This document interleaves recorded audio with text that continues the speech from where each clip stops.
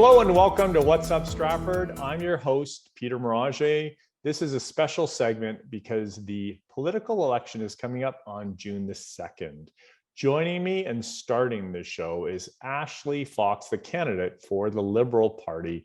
Ashley, thanks so much for joining me today. It's my pleasure, Peter. Thank you. So, Ashley, I guess the first question would be the obvious one. Why did you want to run for politics?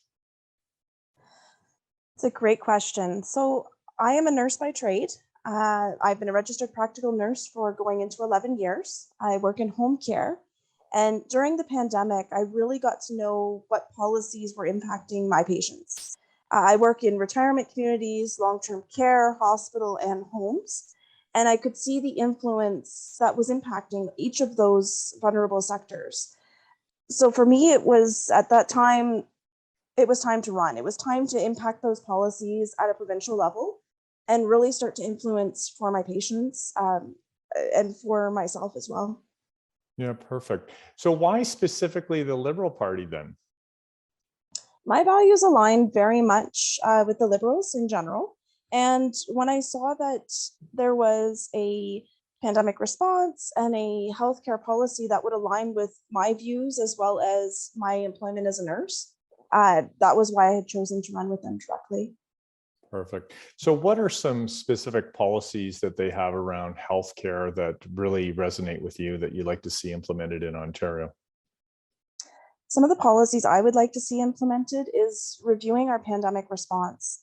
At the end of the pandemic, when we get to that stage, we really do need to have an inquiry to find out what we could have done better. There's so many things that influenced seniors in their homes, seniors in retirement, seniors in long-term care, and we really could do better. So I think that's one of the policies that needs to be impacted. In addition to that, we do need to revisit how we are having home care implemented. At the beginning of the pandemic, a lot of people lost their services based on qualifications. And that could be just related to the pandemic, but it's also in legislation as well. And then in addition to that, we need to really look at how we are housing our seniors. We don't have a great plan for home care in general, and we don't have a great plan to support those in retirement and long-term care. If anything, the pandemic has really shown us the concerns. Right. Yeah, you certainly have that expertise in the background as registered. It's RPN, correct? That's correct. Perfect. It's registered practical nurse. Now, you also have been very, I would say, without political in terms of that you've actually been on the regulatory side and helping with policy in terms of being on the board of the association. Can you give us some background on that? I can, yes. So it's actually the regulatory body. In Ontario, nurses are self-regulated by the College of Nurses, and I did sit on for a two board term, so 6 years total. And of the 6 years that I was involved, 2 years was vice president, RPN. And you're representing the RPNs in all of them in Ontario, correct? The RPNs, yes, I am representing them as well. So what would be some policy things that you were working on? At that time, when we're looking at the College of Nurses, we're looking at protecting the public, but also influencing policy that can impact our patients directly through our nurses. So scope of practice is one of the key implementing things that we reviewed, as well as public protection. So working towards education with nurses and also following up with appropriate complaints. Oh, complaint. Okay. I guess that's true because it is a self-regulated SRO, I guess they're called. So what other volunteerism have you and leadership capacities have you done as well? In addition to that, I really do enjoy my volunteerism, particularly in the healthcare field. Predominantly, it's been something that's interested me for years and just goes with the career. So I have worked on the local chapter for the Ontario Health Coalition when I was living in Kitchener-Waterloo. In addition to that, I have been a vocal volunteer with the Parkinson's Southwestern Ontario chapter, which covers Kitchener-Waterloo, Guelph, and some of the Southwestern areas. Really involved in them in a lot of their fundraising. So we do a walk every fall. There's a cut-a-thon for your hair, and just anything that I can help out that benefits that organization. Yes, I don't have a long enough hair that I probably wouldn't fundraise much money. Um, Ashley, just for viewers that might know you under a different surname, just give us some background in terms of Ashley Fox.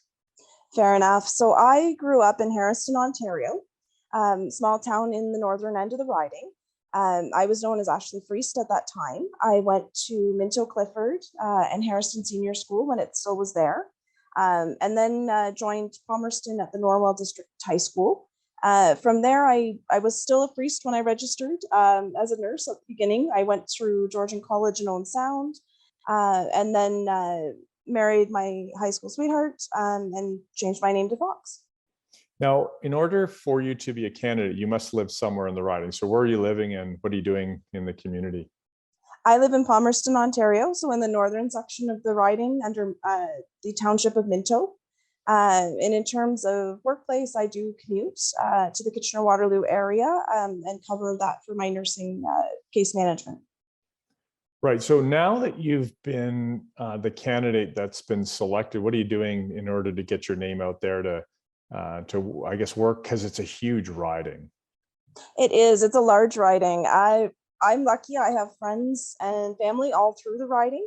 In addition to the St. Mary's area, Mitchell, Milverton, all of the small towns along that way. In addition to that, I'm looking forward to getting out. We've been canvassing. We've been doing phone calls, really hearing from the constituents in this area because it's really important. We're a large rural area. And there's so much that's really important to them during this election that we need to take that into consideration.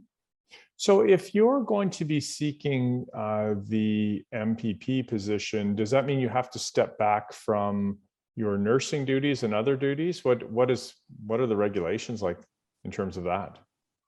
Just in the basis of time is always of the essence.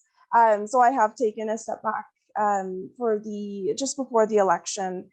From my duties. I'm lucky that I have such a great team to support me in terms of nursing and PSWs, that I can help them in the foreground, but I will be stepping back a little bit from my primary duties, yes. Perfect. And then if you're elected, what are you hoping to do day one, get going on things? I would like to hear from people in our riding. One of the things that I've had as a first-time homeowner in Palmerston, I'll be here 2 years at the end of May. I didn't hear very much from my member of provincial parliament. So to me, hearing and reaching out to those that really do need to have a voice and make sure that they're able to acknowledge that they're being listened to. So for me, it's as simple as that, connecting with the riding first.